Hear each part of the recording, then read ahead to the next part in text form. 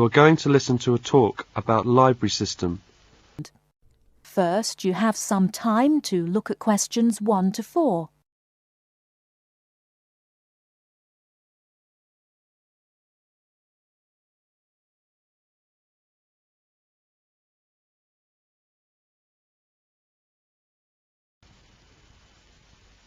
Right, everyone, my name is Kathy Smith. I'd like to give you a brief introduction about the library system. Every good student should learn how to use the library. If you have to do a research project, the library is the place to go to for information.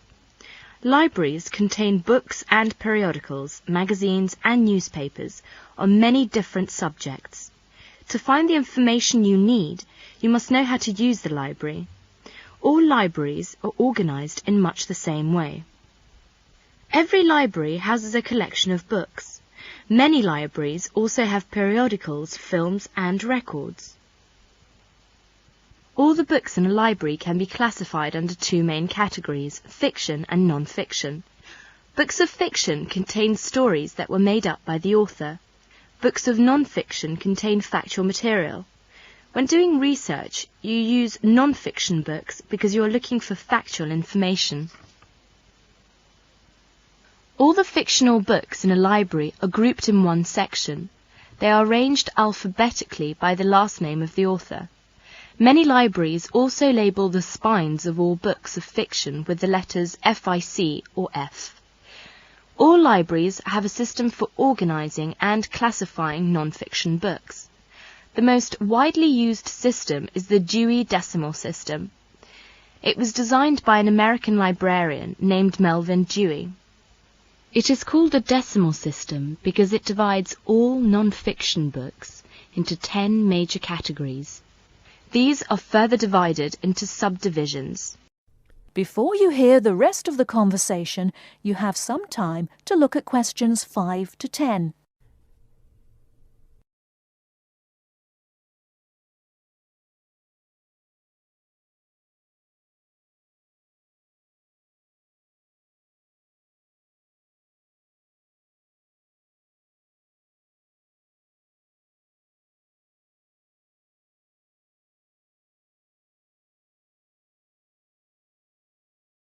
Now listen and answer questions 5 to 10. For example, all science books are numbered from 500 through 599. Each different field of science has a number within the 500 category. For example, astronomy is 520 and chemistry is 540. The Dewey Decimal System provides a category for every type of non-fiction book. The best way to locate a book in the library is to use the card catalogue. The card catalogue is an index of all the books in the library. Information about a book is listed on cards. All the cards are filed alphabetically and stored in drawers in large cabinets. The card catalogue can help you locate a particular book, a book on a certain subject, or a book by a particular author.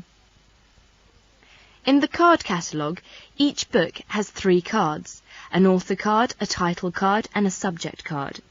The author card is alphabetized under the author's name.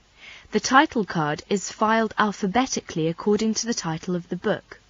The subject card is filed alphabetically under the name of the subject of the book. In many university libraries, they use their own Biblitus cataloguing system or the microfiche system. Both of them list publications under author and title, and both are very easy to use. Now let us see the reference books.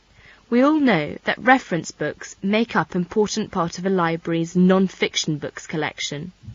They contain facts and information about any subject you can think of.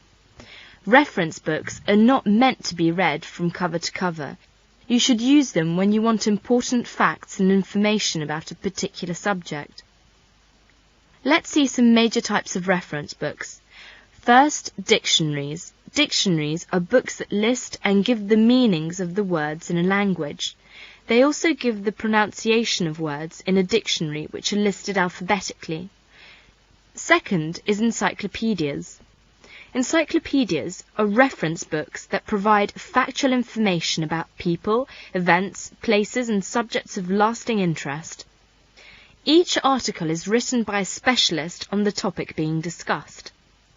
An encyclopedia usually consists of a number of books arranged in a set. The volumes are arranged in alphabetical order according to the topic of each article. Letters are stamped on the spine of each volume to indicate the alphabetical rang of the topics in each volume. For instance, if you wanted to find information about the moon, you would look in volume 8 of the encyclopedia pictured here. Next is atlases. An atlas is a book of maps. It may contain many different kinds of maps. The maps in an atlas are often arranged alphabetically by country or continent. Almanacs are also a type of reference books. An almanac is a book that contains recent statistics and summaries of information on a wide variety of topics. It is published annually. Information is listed alphabetically by subject. Indexes are alphabetical lists of names, titles and subjects that tell where information about each can be found in other publications. For example, the Reader's Guide to Periodical Literature can help you find magazine articles that have been published about a particular subject. It will give you the names of publications that have carried articles about the subject, the dates and volume numbers of the particular issue in which the articles appeared. You should be aware that reference books may not be taken out of the library under any circumstances. They are used only in the library. That is the end of part 1.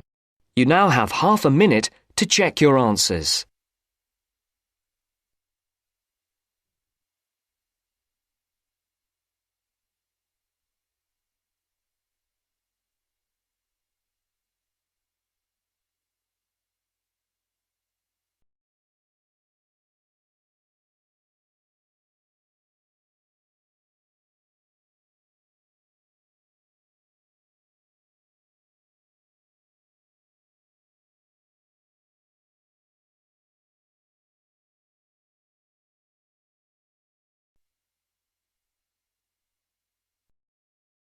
Now turns to part 2.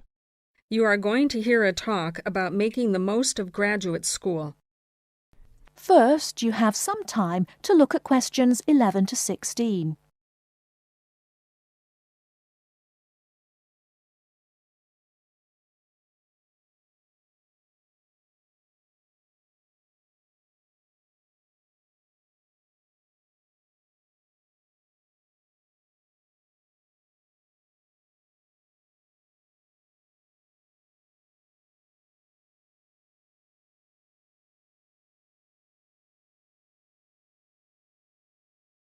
Now, listen carefully and answer questions 11 to 16. Entrance to the graduate school. My job now is to give you the graduate school survival guide and make some concise suggestions for getting the most out of your relationship with our research supervisor, getting the most out of what you read, and making continual progress with your research. First, your relationship with your supervisor. This is fundamental. Meet regularly. You should expect to meet once a week or at least every other week because this will give you the motivation to make progress and also keeps your advisor aware of your work. Prepare for your meetings. Come to each meeting. Also, bring the notes from your previous meeting together with a list of any upcoming deadlines. Make a plan for what you hope to get out of each meeting. After the meeting, email your supervisor a brief summary. Include a list of major topics discussed, a list of what you agreed on, a note of any advice you may not want to follow, and a new summary of what you are planning to do. This helps avoid misunderstandings and provides a handy record of the progress of your research. Add a to-do list for yourself and your supervisor, including a reading list. Finally, add the time and date for the next meeting. My second main piece of advice is to keep your supervisor informed. Show him or her the results of your work as soon as possible. This helps your supervisor understand your research and identify any potential points of conflict early in the process. Include summaries of your work, including any results of experiments, and also anything you write about your research. Thirdly, communicate clearly. If you disagree with your advisor, state your objections and concerns clearly and calmly. If you feel that something about your relationship is not working, discuss it with him or her. Whenever possible, suggest steps that they could take to address your concerns. Under this heading, it is extremely important to take the initiative.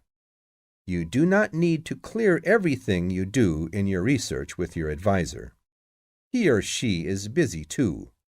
You must be responsible for your own ideas and the progress of your work. Before you hear the rest of the talk, you have some time to look at questions 17 to 20.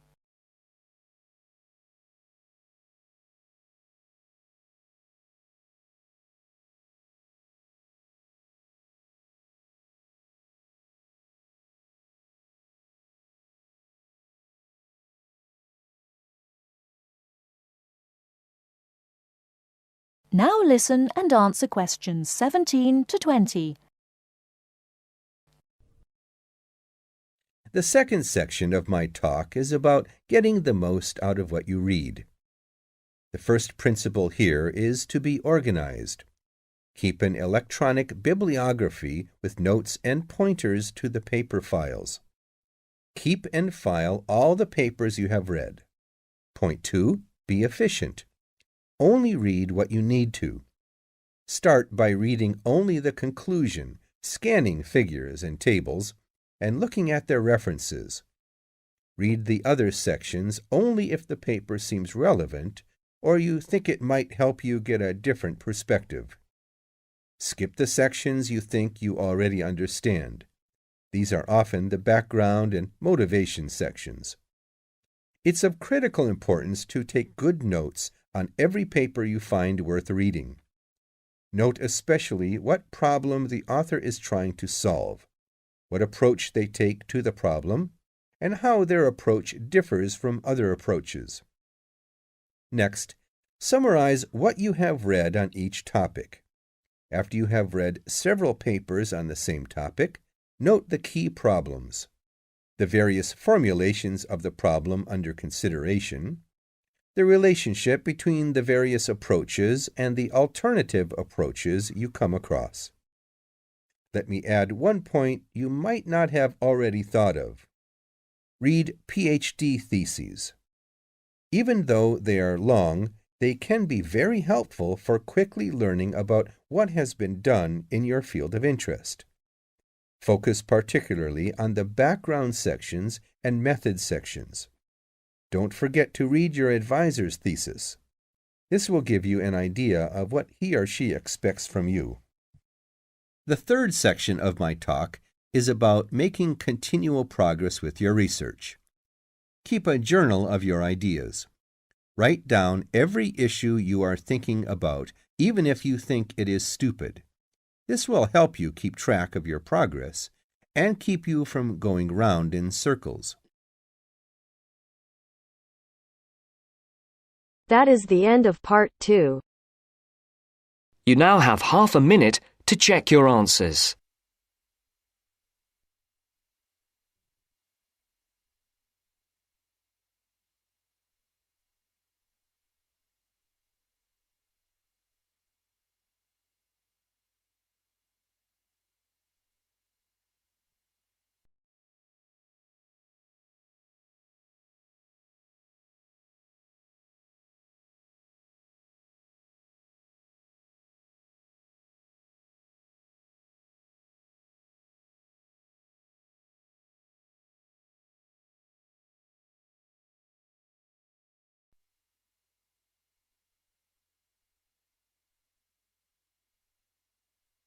Now turns to part 3. Part 3. You will hear a conversation between Caesar and a welfare officer. As you listen, answer questions 11 to 20. First, you have some time to look at questions 21 to 26.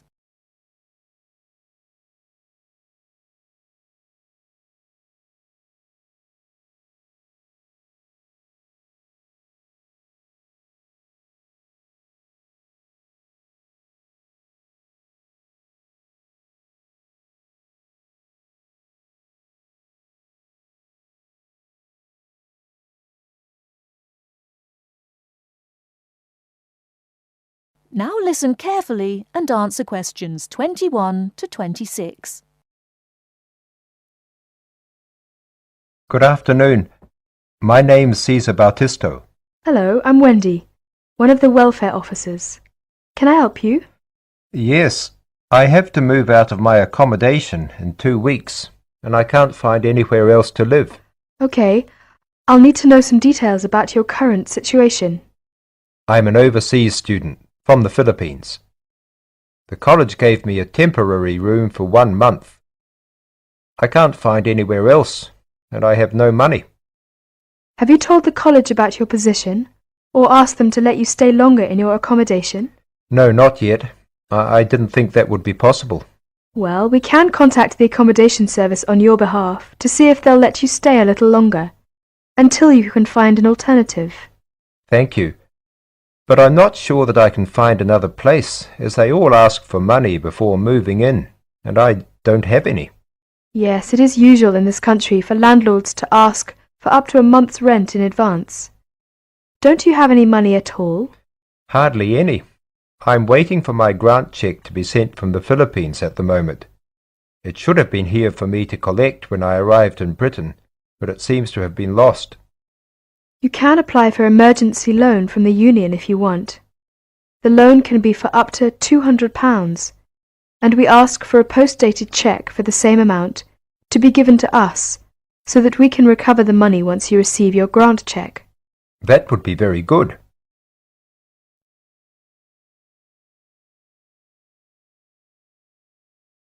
Before you hear the rest of the talk, you have some time to look at questions 27 to 30.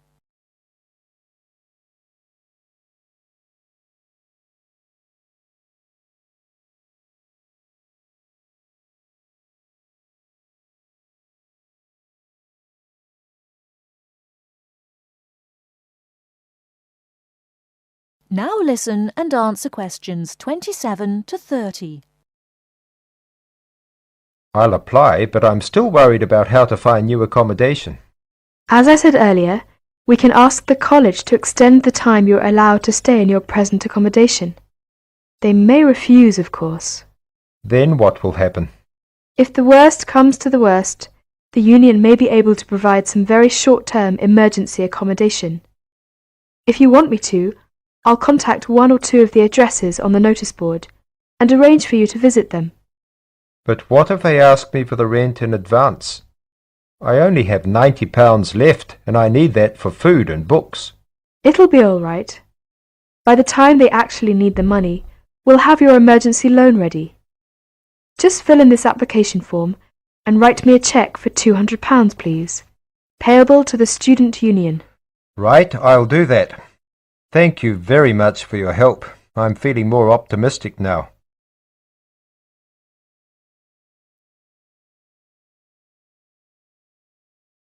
That is the end of part 3. You now have half a minute to check your answers.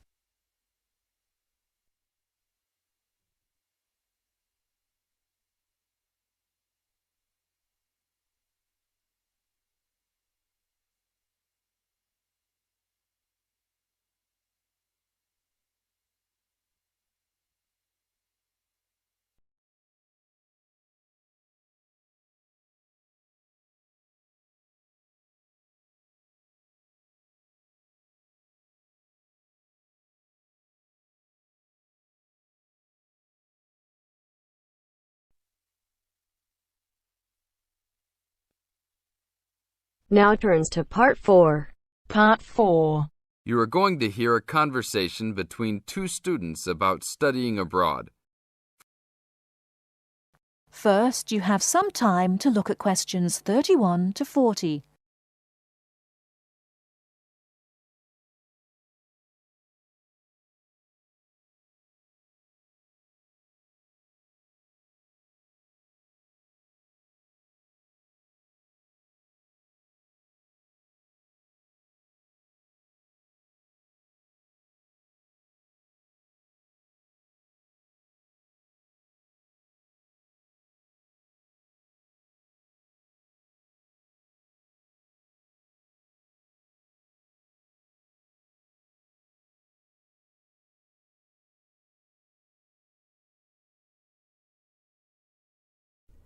Now, listen carefully and answer questions 31 to 40.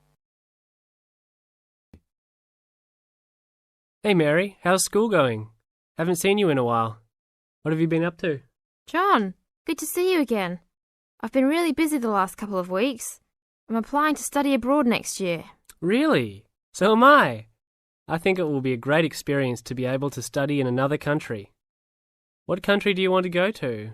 At first I wanted to study in Africa, but my parents really don't want me to go there because they think it will be dangerous. So now I'm thinking about going to Spain, Italy or Japan. Actually, I think Africa would be a fascinating place. I would want to go there to visit. Maybe not to study, but definitely I would want to go visit. For next year, I want to go to either China or Germany to study, but my parents can't afford any European countries, so maybe... Why China or Germany? Well, I want to go to China because I think it's a really interesting country with a long history. Plus, it has been changing so much, and I think it is a great time to be there. I really want to improve my Chinese also, and I've been taking Mandarin courses the last 2 semesters. I would want to go to Germany because my mother is German, and I want to learn more about my cultural background. How about you? Why the countries you chose? Well, I want to go to a Spanish-speaking country. I took Spanish in high school, so I figure if I go to a Spanish-speaking country, I'll be better off knowing some of the language already. But I have already been to Mexico many times, and South American countries don't have classes for my major, except for Brazil, but they mostly speak Portuguese there. I would want to go to Italy because I want to do a study about ancient Roman civilization. It has always been a dream of mine to go and see Pompeii and the volcanic ruins. Plus, my family has Italian roots and I love Italian food. I want to go to Japan mainly because my girlfriend was born in Japan and always tells me all of these fascinating stories about Japanese history and culture. I am a big fan of sumo wrestling also, so I've always wanted to see a sumo match in person. I really love sushi and almost all Japanese food. Recently, I have started to watch some Japanese baseball too. But of course, these are all secondary reasons. My main reason is of course my girlfriend and understanding her culture. I don't speak any Japanese though, so that is my major drawback. I think it is much better to go to a country if you can speak the language. That's great. When do you have to decide by? I have to finish all my applications this week. I'm really stressed trying to finish everything, on top of all my schoolwork. I'm almost done with my applications. I just have to finish the Italy application. I think my last choice is Italy, so I'm doing that one last. How long do you want to go for? I think I'm only going to go abroad for 1 semester, or else I won't be able to graduate on time. I have many classes left until I can finish my degree, and I'm not sure if I will be able to take them studying out of the country. I think I might be able to study in Spain because my Spanish is fluent, but definitely not in Italy or Japan, unless they have classes offered in English. I want to go for a year. I've heard that it's better to go for a year because you get a full experience and get a better grasp on the language. But I understand that most people can't finish their degree in time. It was hard trying to decide which country I would rather go to, but I think my first choice is to go to China. I know Germany will be great also. Either way, I will be thrilled to have the opportunity to study there. What's your first choice? I really don't have one. Actually, I think I'm like you. Just being able to study in another country will be great. Either Japan or Spain will be awesome. Italy will be awesome too. But I've been there a bunch of times, so I think I prefer to go somewhere else. Sounds exciting.